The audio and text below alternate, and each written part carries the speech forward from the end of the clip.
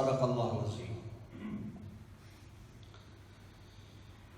Draga moja braćo, u današnju hutbu počinjemo časnim ajetom iz 3. Kur'anske sure, u kome uzvišeni Allah dželle šanuhu ukazuje: svi se čvrsto Allahova užeta držite i nikako se ne razjedinjujte. واذكروا نعمة الله عليكم إذ كنتم أعداء فألف بين قلوبكم فأصبحتم بنعمته إخوانا. Sjetite se vremena kada ste bili neprijatelji jedan drugome, pa je Allah složio vaša srca i vi ste evo sada kao braća. وَكُنْتُمْ عَلَى شَفَا حُفْرَةٍ مِنَ النَّارِ فَأَنْقَذَكُمْ مِنْهَا. Bili ste na ivici ponora, pa vas je Allah toga spasio. كَذَلِكَ يُبَيِّنُ اللَّهُ لَكُمْ آيَاتِهِ لَعَلَّكُمْ تَهْتَدُونَ. Allah vam svoj propis objašnjava da biste vi bili na pravom putu. Ovo je, dakle, ajet iz 3. Kur'anske sure. Učenjaci navode da je povod objave ovoga časnoga ajeta bio slučaj iz vremena ashaba, kada su ashabi iz dvaju plemena Evs i Hazreč. To su prije islama bila dva plemena koja su međusobno bili pravi, pravcati neprijatelji. Pa je islam došao, ujedinio ih u islamu i postali su kao braća. Jedne prilike su se oni sastali na nekome mjestu,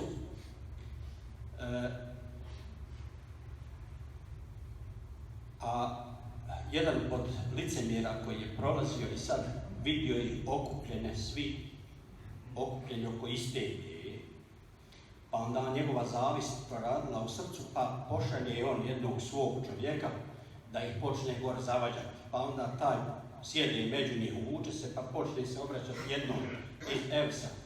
Znam tebe, znam tvoga djeda, sad ja parafraziram to malo da bi vam dočarao kako je to išlo. A znam kako ga njegov djed zaklao toj i toj bici.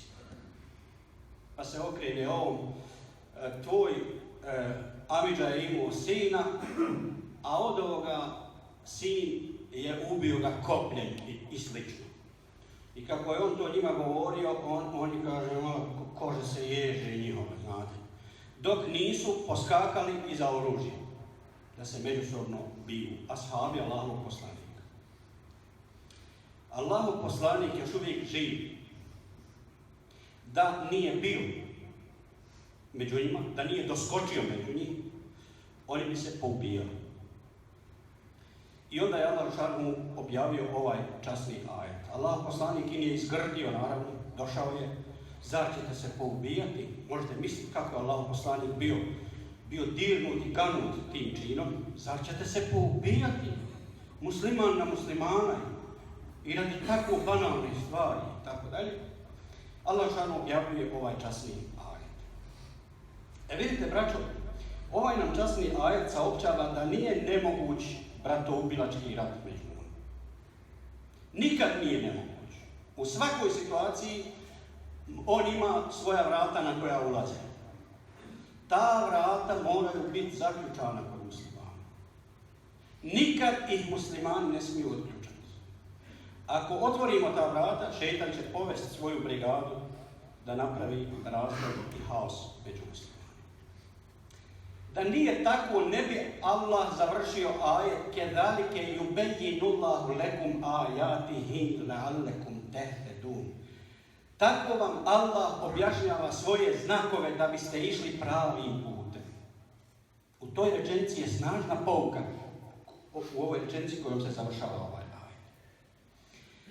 Ne bih govorio današnju hutbu, interpretirao da nije kod muslimana u Bosni i Hercegovini postala sve očitiji razdor i razilaženje oko ispravnih stvari. I ja sam sebi rekao, moraš kao hatib interpretirati takvu hutbu bez obzira što ćeš se s nekim svojim prijateljima zamjeriti koji ne misle kao ti. Bolje je da ja to kažem, pa da imate opravdanje pred Allahom uzvišenim, pa makar mi neki od mojih prijatelja koji sjede ovdje i zamjerili zbog ove hudbe. Vidite, braćo, muslimani mogu da se opredjeljuju u islamu za različite stvari kao skupine i kolektivi. Pa mi imamo muslimane Saudijske Arabije koji svoj ibadet i svoje robovanje Allahu pokazuju na način koji se malo razlikuje od našega. U Iraku se malo razlikuje od njih, u Egiptu malo od ovih, u Bosni malo od njih i tako dalje. Šta je problem? Problem je onda kada to počnu činiti pojedinci unutar skupine i kolektiviteta.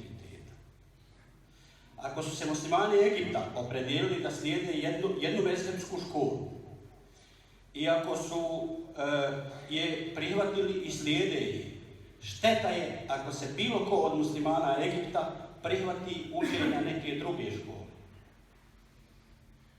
Treba da slijedi školu za koju se davno prije njega opredijelila idžma učenjaka Egipta i to predstavili narodu kao njihov put. I to ne treba da napušta pojedinac. Jer kolektiv je taj koji to slijedi i ti treba da budeš dio kolektiva. Kada musliman iz Bosne i Hercegovine prihvati stajališta hambelijskog mezheba, dok njegova braća slijede hanefijsko učenje, on je ostao gluh na ajet gospodara svjetova koji kaže va'tasimu bihablillahi džemi'an vela tefarraqu. I taj je prihvatio mezhebsko učenje, a pogazio časni ajet. Šta je sad ovdje preče? Da li je preče prihvatiti neko drugo mezhebsko učenje ili je preče ostati dio većine koja je na pravom putu, za koju Allah šanu kaže čvrsto se držite jednoga užeta i nemojte se razjedinjavati. Vela tahtelifu, nemojte se razjedinjavati. Kada musliman učini taj korak, krenuo je u avanturu, jedino nije ako su njegova braća, ta većina, na krivom putu. Onda on ima pravo kazati, vi idete krivim putem, ja neću s vama. Ako njegova braća idu pravim putem, slijede čistu Allahovu vjeru koja je mutevatirom, a mutevatir je predanje u kome učestvuje mnogo iskrenih i ispravnih prenosilaca te tradicije. Ova tradicija je prenešena mutevatirom do nas i mi je čuvali, naši djedovi je sačuvali u puno težim vremenima nego što je ovo. A sada pojedinci među nama napuštaju to, čini im se da je bolje nešto drugo i slijede među nama to nešto drugo, svejedno što je i to ispravno. Mi ne poričemo da je to ispravno. Ali šta nije ispravno? Nije ispravno što se odvojio od nas. Allah će ga pitati što se odvojio od nas. A historija mu neće oprostiti, jer kad god su se muslimani podvojili, tukli su se. Ako se ne tučemo sad, evo, gledamo se preko oka sad, a tučemo se kroz možda 10 ili 15 ili 50 godina. Zato se o ovome govori. Musliman nema pravo birati sebi put koji nije put njegove braće. Svejedno što je izabrao opet ispravan put. Nema pravo, braćo. Dokazujem to sa dvije sljedeće predaje. Dobro ih poslušajte. Prva predaja bilježi Ebu Hureyre, a prenosi Imam Buhari. Džuilal imamu li yuktemme bih. Imam vaš vam je učinjen da ga slijedi. Fela tahtelifu alejhi. Nemojte se s njim razilaziti. Nemojte se od njega podvajati. Neki ovo tumače u smislu da dogmatski ne mislim ja drugačije nego moj imam, a mogu ja klanjati, mogu raditi obrede u islamu kako ja hoću, a on nek radi kako on hoće. Da je to tako, onda bi Allahov poslanik rekao nemojte u tim i tim obredima izgledati drugačije od svog imama. On je rekao općenito fela tahtelifu alejhi. Nemojte se s njim razilaziti, sa imamom. Fa idha reka farka'u, kad on čini ruku i vi činite ruku. Wa idha qala sami Allahu liman hamida faqulu rabbana lakal hamd. Dakle, Allah poslanik nas je upućivao da slijedimo vjerno imama u svakom smislu, da ga slijedimo. Drugi hadis. Prenosi Abdullah ibn Mes'ud, bilježi također imam Buhari. Semi'tu rajulan qara'a ayatan ve semi'tu an-nabiyya sallallahu alejhi ve sellem yaqra'u khilafaha. Čuo sam, kaže Abdullah, čovjeka kako uči Kur'an, ali ne uči ga onako kako ga je Allahov poslanik učio. Faji'tu bihi an-nabiyya sallallahu alejhi ve sellem fa akhbartuhu. Došao sam s njim do Allahovog poslanika i obavijestio ga o toj pojavi. Farehtu fi vejhi al-karahijetu. Vidio sam na licu Allahovog poslanika grozno stanje, kerahet, ljutnju, razočarenje, tugu, sve u jednom. Fakal, kilakuma muhsinu, rekao je, obojica ste u pravu. I ti, znači obojica ste u pravu. Vala tahtelifu, ali nemojte se razilaziti. Fa in men kane qablakum ihtalafu fa halaku, oni koji su bili prije vas razilazili se pa su propali, helak su bili zbog toga. Dakle, onaj što je učio Kur'an po drugom kirajetu, Allah poslanik je podučio ashabe svim kirajetima. Ali onaj nije učio kako je učio Allah poslanik.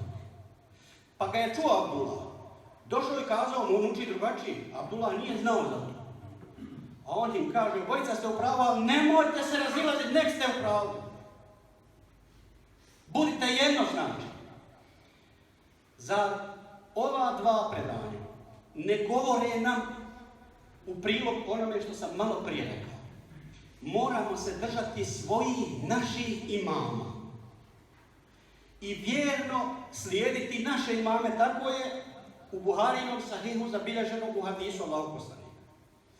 I ne možemo mi tražiti sebi pojedinačno puteve drugačije od naših imama zato što ćemo od ove zajednice napraviti heterogenu zajednicu. Jedan će ići po onom mezhebu, drugi po onom, treći po onom. A braćo, zar vi ne vidite? Zar smo slijepi, zar smo glupi, zar smo gluhi? Gdje god je u islamskom svijetu prisutna mezhebska šarolikost i pluralizam mezhebski, tu se muslimani biju i donijeli su bombu pred kabur Allahovog poslanika. Zar nama treba šta drugo? Jučer dječačić došao ovdje pored mene, klanja, ne klanja ko ja. A man Arabi forsira, jedva ga ja naučio da klanja. A nekoga je začas naučio da klanja drugačije nego ono što je naučio. Gdje si naučio, kaže, u udruženju. Što će udruženje učiti dječaka da drugačije klanja nego što je naučio? Je li to misija u udruženju? Da su naučili nekog da klanja, ako ne zna nikako klanjati, svaka čast. Ali ovo nije trebalo raditi, ne smije se ovo raditi. Ne treba nam to. Ne treba nam biti takvo udruženje. Jer ono nije dio nas ako će takvu misiju provoditi. Molim Allah Žešanu da razbistrim tim glavama. Dešava se da jednu varijantu, pazite od čega dolaze te razlike, dešava se da jednu varijantu donosi jedna sahih predaja, a drugu varijantu donosi druga također sahih predaja. Nije svačije pa posla ovo tumačiti. Dođu ti dva sahih hadisa kako se klanja. Oba dva sahih, oba dva ispravni i oba dva načina ispravni. I učenjaci prije nas, na ovim prostorima je bilo učenjaka koji su nedostižni ovim današnjim generacijama. Da se razumije, nek niko ne misli da je pametan i pametniji od uleme koja je ovdje 300-400 godina boravila, pisala knjige na tuđim jezicima. I ta ulema je odabrala jednu varijantu da se ne bi narod cijepao, uzmemo jednu ispravnu i tamami. I dolaze sad drugi, vidli onu drugu predaju, hoće po njoj, ova ne valja. I od muslimana prave dva naroda. U početku to ne izgleda tako, a to kasnije sve više i više podsjeća na to. Dešava se također da su ashabi ili učenjaci istu predaju razumjeli drugačije. Primjera radi. Tamo u hadisu stoji Allahov poslanik bi dizao ruke spram ramena kad bi ulazio u namaz. Jedni su protumačili da su mu šake bile spram ramena, a da je prstom doticao resicu uha. A jedni su tumačili da su mu prsti bili spram ramena ko u ženskom. Učenjaci su se davno bavili time i rekli nama, ovako ćete klanjati. Prstima dotaknite resicu uha, jer su mnogi ashabi to radili i tačka. Što mi moramo viđati drugačije sada slike? Jer nam to treba? Ili jedan hadis donio predaju da je Allahov poslanik kada bi završio učenje na kijamu rekao Allahu ekber i otišao na ruku. Drugi hadis donio predaju da je Allahov poslanik prije rukua opet digao ruku i otišao na ruku. Učenjaci davno shvatili, mi se opredjeljujemo za ovu varijantu i nek narod slijedi jedno, nek ne slijedi dvoje. Danas nam ponovo uvode i ovo drugo. Dakle, to je nešto što nam ne treba, braćo. Tumačiti islam mora onaj koji je dorastao u toj situaciji, koji je sposoban da uzme u obzir kontekst gdje muslimani žive. Nije uspjeh ako si se napravio dušman svakom i ljudi skoče i ubiju te, natjeraju te u zemlju i ti si kao šehid otišao, a islam se ugasio. Uspjeh je u tome da doneseš islam do kijameskog dana. U tome je uspjeh.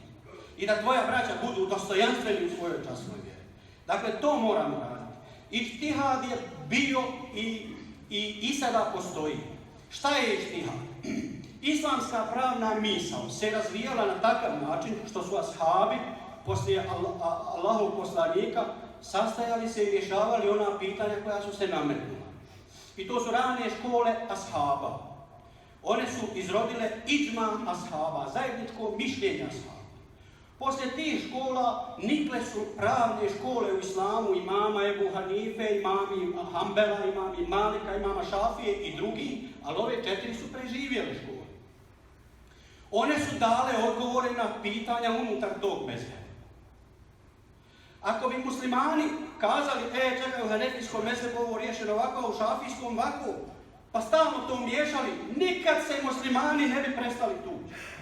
Jer ova 4 mezheba, da su ista, oni bi bili jedan mezheb.